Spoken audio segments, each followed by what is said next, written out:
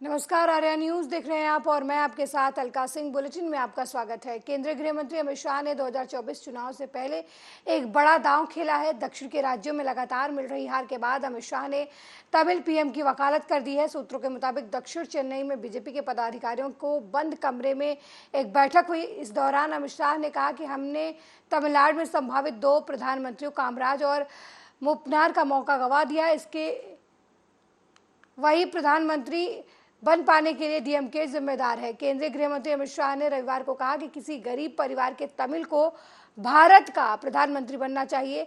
Party सूत्रों के मुताबिक अमित शाह जो 2024 के लोकसभा चुनाव की पृष्ठभूमि में तमिलनाडु के 2 दिवसीय दौरे पर हैं, चेन्नई में एक बंद कमरे में पार्टी पदाधिकारियों की बैठक को संबोधित कर रहे थे।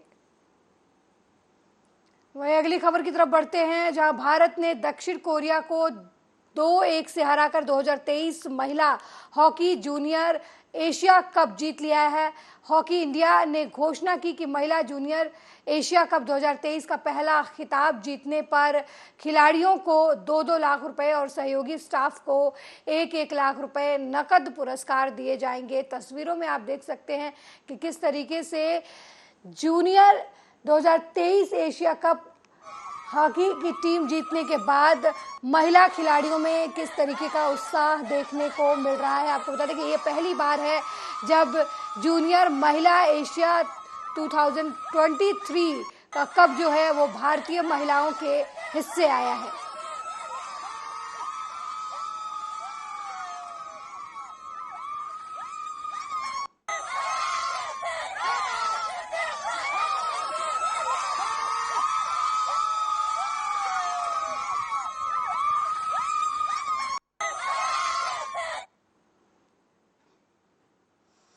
वहीं औरैया जिले में देर रात बदमाशों ने डीएम के ड्राइवर पर ही हमला बोल दिया, जहां उसे बंधक बनाकर मारपीट की गई।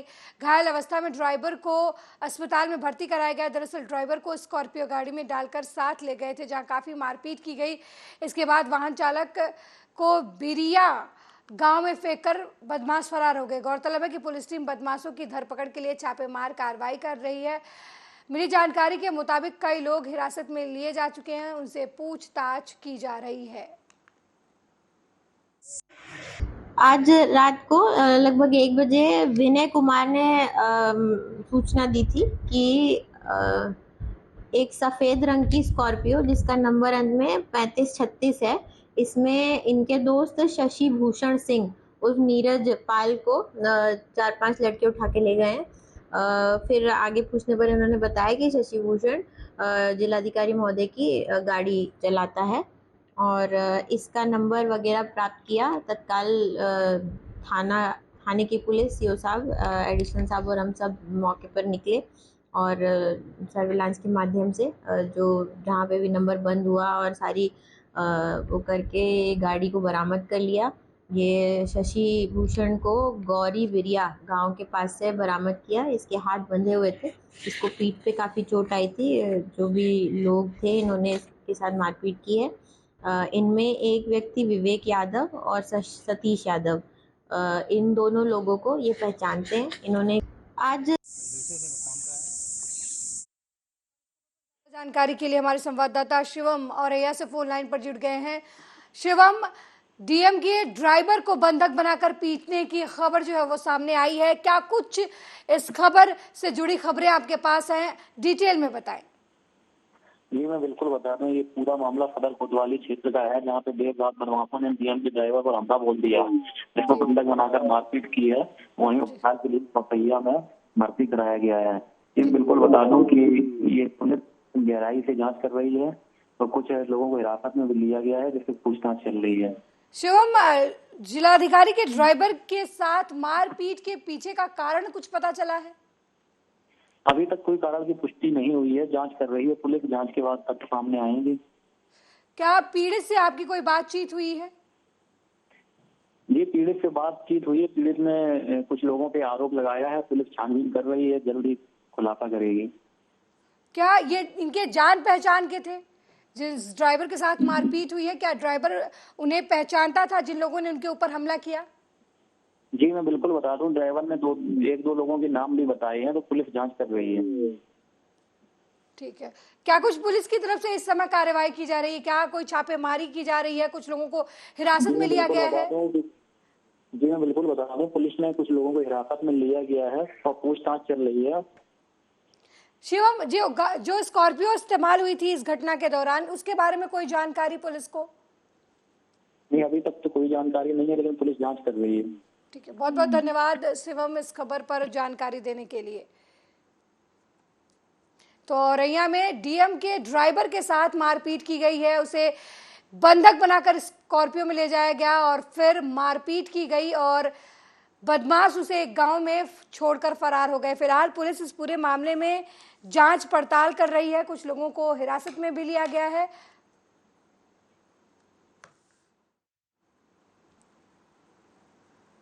अगली खबर गोरखपुर से है, जहां राप्ती नदी में 3 युवक डूब गए। थाना राजगढ़ क्षेत्र के राजघाट के राप्ती नदी पर दोपहर करीब 3 बजे बसंतपुर के रहने वाले 8 साल के भोलू नाम का बच्चा राप्ती नदी में नहा रहा था, तभी अचानक पानी में डूबने लगा।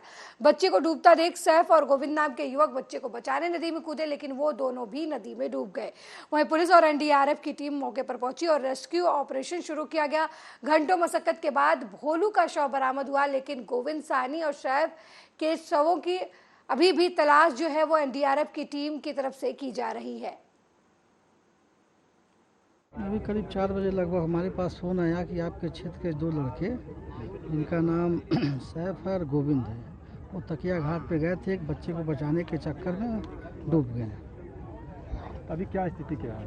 अभी एनडीआरएफ की टीम खोज रही है, प्रयास कर रही है। शायद बच्चे का डेड बॉडी मिल गया, जो बसंतपुर का रहने वाला था, उसकी डेड बॉडी मिल गई है और 2 लोगों की डेड बॉडी अभी नहीं मिली है। एनडीआरएफ की टीम प्रयास कर रही है और देखिए ऊपर वाला चाहेगा तो। कब की घटना है? लगभग 2-2.5-3 घंटे पहले की घटना है। नमस्कार, मैं राजेश कुमार सिंह, एडीएम फाइनेंस और प्रभारी अधिकारी आपदा हूँ।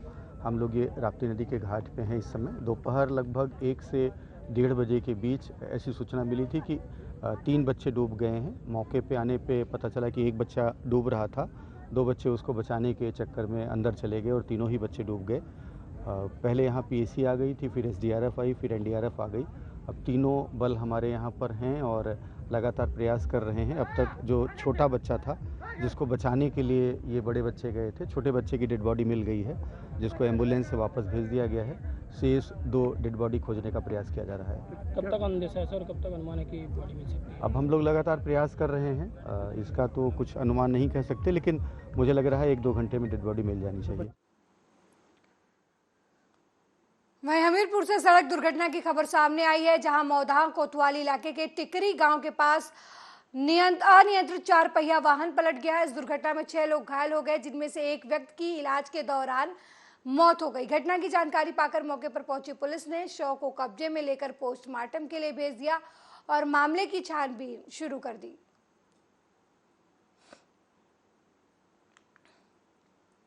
अगली खबर कानपुर से है, जहां सरकारी राशन की कालाबाजारी का मामला सामने आया है, जहां पर रूरा थाना क्षेत्र के गुटहा गांव में सरकारी राशन की सील पैक 76 बोरी अनाज व्यापारी के घर से बरामद हुआ। पुलिस की मौजूदगी में आपूर्ति विभाग ने मौके पर पहुंचकर जांच के दौरान 76 बोरी सरकारी अनाज व्यापारी के घर से बरामद किया। जब जिला पूर्ति अधिकारी ने राशन के बारे में पूछताछ की तो व्यापारी राशन से जुड़े कोई दस्तावेज नहीं दिखा पाया। आज सूचना प्राप्त हुई थी कि रूरा में एक गुटैया गांव पड़ता है, गुटैया रोड पे, वहाँ पे जो है ये एक ऋतिक शर्मा संभवतः नाम, मुझे अभी एग्जैक्ट कन्फर्म नहीं है, कि ऋतिक शर्मा के आवास पे लगभग 76 बोरी चावल जो है फोर्टिफाइड राइस वो बरामद जो है रखा हुआ है। उस सूचना को सही मानते हुए हम लोगों ने छापा डाला और वहाँ से लगभग 36.5 कुंटल, लगभग वो 73 बोरिया के आसपास मैंने बरामद किया है। इसके संबंध में इनसे मैंने अभिलेख मांगे तो उनकी वो तो है नहीं, लेकिन उनकी पत्नी है, उन्होंने कहा कि मेरे पास इसका कोई अभिलेख नहीं है और ये प्रथम दृष्टया पीडीएस का प्रतीक है।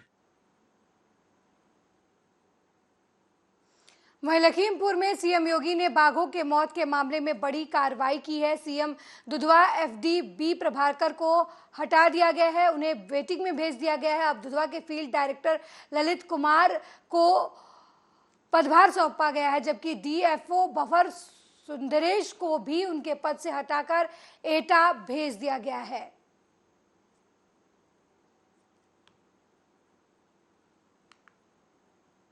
वहीं मुरादाबाद से आगजनी की खबर सामने आई है। थाना गशहीद के संभल चौराहे पर स्टेशनरी की दुकान में अचानक आग लग गई। वहीं घटना की सूचना पाकर मौके पर पहुंची फायर ब्रिगेड की टीम ने कड़ी मशक्कत के बाद आग पर काबू पाया, लेकिन तब तक सब कुछ जलकर खाक हो गया था। जानकारी के मुताबिक स्टेशनरी में शॉर्ट सर्किट की वजह से आग लगने की बात निकलकर सामने आई है।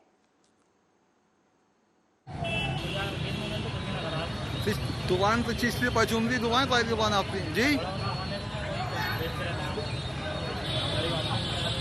अच्छा, ये जो घटना हुई है किस वजह से हुई घटना जो हुई है यहाँ पे?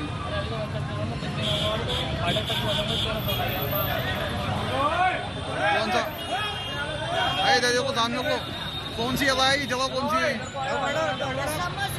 जगह फायदा बताइए, क्या चाहते हैं आप?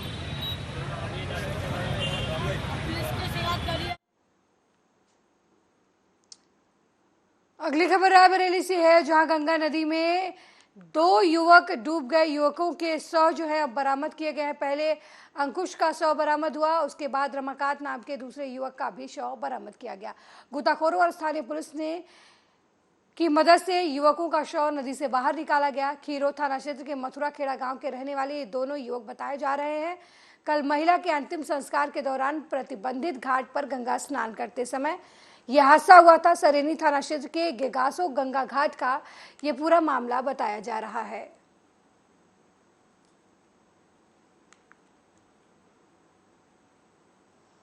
वहीं रायबरेली में जुआरियों के खिलाफ छापेमारी करने गई पुलिस के डर से मजदूर बुलाने गए युवक की नदी में कूदने की वजह से मौत हो गई। पुलिस की इस कार्रवाई से नाराज होकर सैकड़ों की संख्या में ग्रामीणों ने शव रखकर सड़क पर चक्का जाम कर दिया। बाद में सीओ लालगंज ने पुलिसकर्मियों पर कार्रवाई का आश्वासन दिया, तब जाकर कहीं जाम खुला। पुलिस ने शव को पोस्टमार्टम के लिए भेज दिया है। मामला लालगंज थाना इलाके के चकवापुर गांव का है, जहां जुआरियों पर छापेमारी के लिए बड़ी संख्या में पुलिसकर्मी पहुंचे थे। पुलिसकर्मियों के भय से वहां भगदड़ मची तो दहशत के चलते बेहटा कला का रहने वाला अमरेश सिंह लोन नदी के किनारे पेट पर चढ़ गया। बताया जा रहा है कि अमरेश उसके बाद नदी में डूब गया।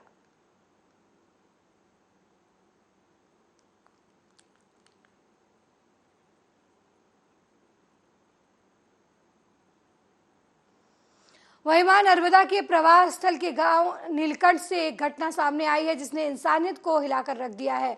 इस गांव में जहां 2 इंसानी हैवानों ने एक बदजुबान जानवर को अपनी हवस का शिकार बनाया। घटना के संबंध में पुलिस से मिली जानकारी के अनुसार फरियादी रोहित केवट ने रिपोर्ट दर्ज कराई कि गांव के कुछ दूरी पर एक बकरी के चिल्लाने की आवाज सुनी और वो आवाज की तरफ दौड़े, जहां गांव के 2 युवक एक बकरी के साथ आपत्तिजनक कृत्य कर रहे थे। इसे देखकर वहां चिल्लाया तो दूसरी तरफ से भाग निकले। इसके बाद वो बकरी के साथ लेकर आए। यहाँ पे एक बकरी के साथ दुष्कृत्य की शिकायत प्राप्त हुई थी जी। इस संबंध में लेटर मिला मुझे। बेस्टलिटी होती है ये, इसमें आरोप है कि इसके साथ में दुष्कृत्य किया गया है, जिसकी हमने जांच की है। उसकी स्लाइड और सैंपल लेके फोरेंसिक में भेजा जाएगा ताकि इसकी जांच का स्पष्ट हो सके। यहाँ पे एक बकरी के साथ दुष्कृत्य की शिकायत प्राप्त हुई थी जी। इस संबंध में लेटर मिला मुझे। बेस्टलिटी होती है ये, इसमें आरोप है कि इसके साथ में दुष्कृत्य किया गया है, जिसकी हमने जांच की है। उसकी स्लाइड और सैंपल लेके फोरेंसिक में भेजने का। ये 5 बजे घटना हुई थी, बकरी के साथ में मतलब की बंधेल थी मोटी जंगल में। तो इसमें पता लगा 2 आदमी पकड़ा, एक फरार हो चुके। तो आपको क्या समझ आ रहा कि इसके साथ कुछ गलत काम हुआ? ये बकरी चिल्ला रही थी, वहाँ से दौड़ के वहाँ से फरार हो गया। तो आप इसको थाने आए, क्या हुआ? थाना में रिपोर्ट डाली थी। उसका मेडिकल हो गया नहीं हुआ? होगा।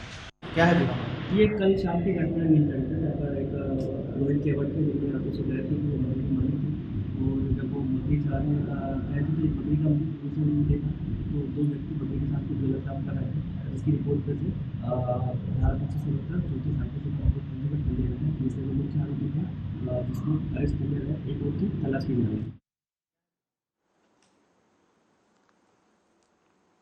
वहीं पिपरिया स्टेशन रोड थाना क्षेत्र के पंचायत पिसुआ में तालाब में नहाने गई 2 महिलाओं की डूबने से मौत हो गई। मामले की जानकारी देते हुए ग्राम के सरपंच पवन धुर्वे ने बताया कि गांव की कुछ महिलाएं तालाब में नहाने गई हुई थी। इसी बीच 40 साल की महिला और एक 15 साल की बच्ची नहाते वक्त गहरे पानी में डूब गई। आसपास के लोगों ने दोनों को बचाने की कोशिश की, लेकिन तब तक दोनों की मौत हो चुकी थी। वो ये नहाने गई थी तालाब में। कितने लोग गए थे? 4-5 जन थे। क्या हुआ फिर नहाते नहाते वे दोनों, एक लड़की और एक भाई, वो दोनों गहरे में पहुंच गई। गहरे में पहुंचने से वो पाँव सरक गया तो और अंदर चली गई, डूब गई वो। एक मातराम थी और चिल्लाई कर ये तो डूब गई। फिर एक भैया चिल्लाई उनने, तो बेचार दौड़ते दौड़ते आया तो उनने देखा घुसो उसके तो नहीं भी नहीं। फिर वो उन लोगों उनको बुलाया, फिर अंदर घुसो उसके देखे जब बड़ी मुश्किल से मिली। वहीं केंद्रीय गृह मंत्री अमित शाह ने 2024 चुनाव में पहले एक बड़ा दांव खेला है। दक्षिण राज्यों को लगातार मिल रही हार के बाद अमित शाह ने तमिल पीएम की वकालत कर दी है। एक जगनमोहन रेड्डी की सरकार चल रही है। ये सरकार ने इस 4 साल में घपले, घोटाले और भ्रष्टाचार के अलावा कुछ नहीं किया है। 9 वर्ष तक यूपीए सरकार चली। आप सभी को याद होगा, आए दिन पाकिस्तान से आलिया, मालिया, जमालिया घुस जाते थे और देश के अंदर बम धमाके कर चले जाते थे। मनमोहन सरकार में हिम्मत नहीं थी इनके खिलाफ उप करने की।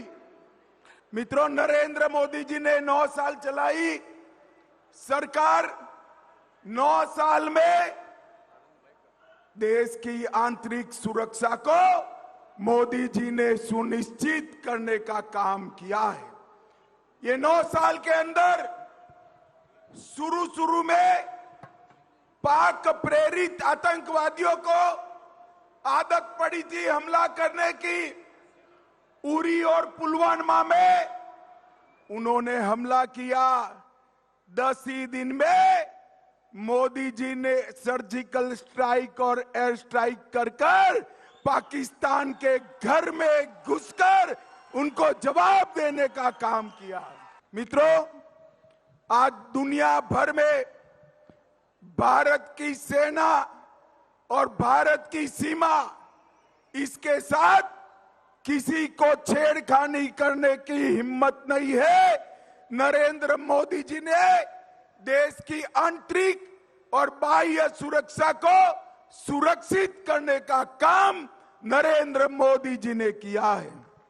नरेंद्र मोदी सरकार के कार्यकाल में मोदी जी के नेतृत्व में भारत का नाम पूरे विश्व में आगे बढ़ाने का काम हुआ है। दुनिया में भारत के गौरव को मोदी जी ने बढ़ाने का काम किया है। दुनिया में मोदी जी जहां पर भी जाते हैं, दुनिया भर में लोग मोदी जी के।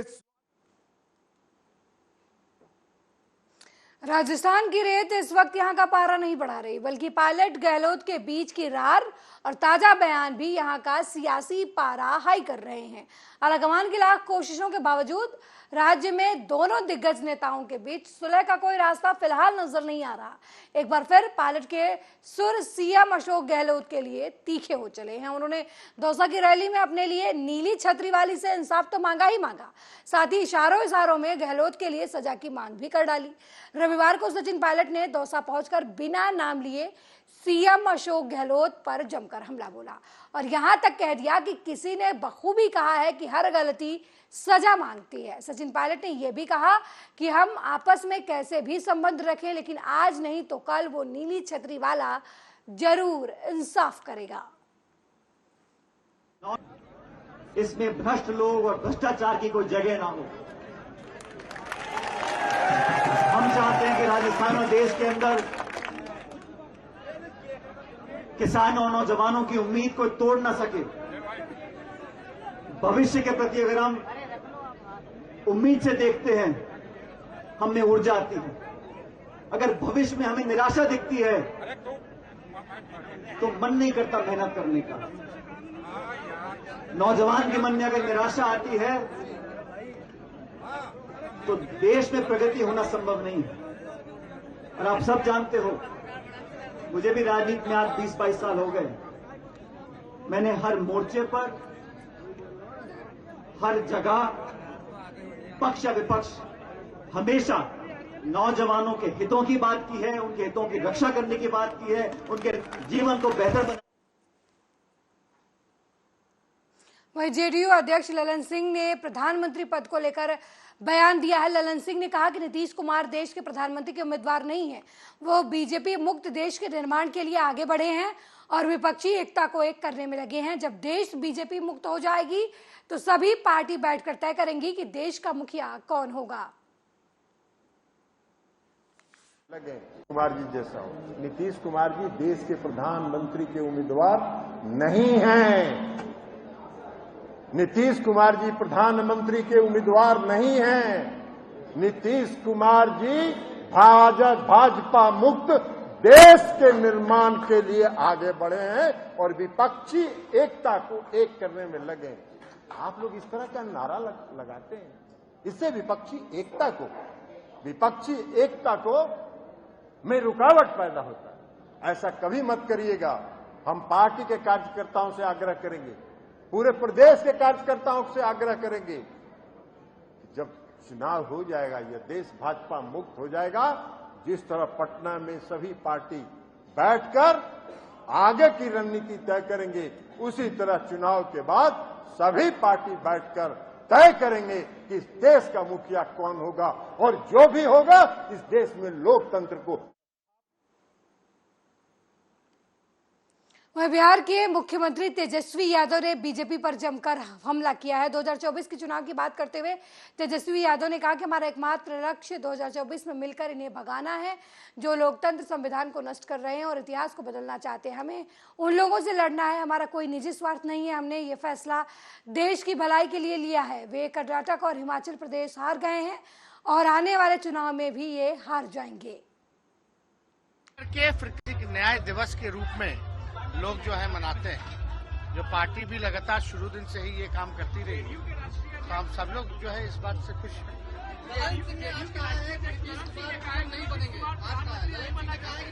अरे आप लोगों को तो हम बोले ना किसी को सीएम बनना है ना किसी को पीएम बनना है।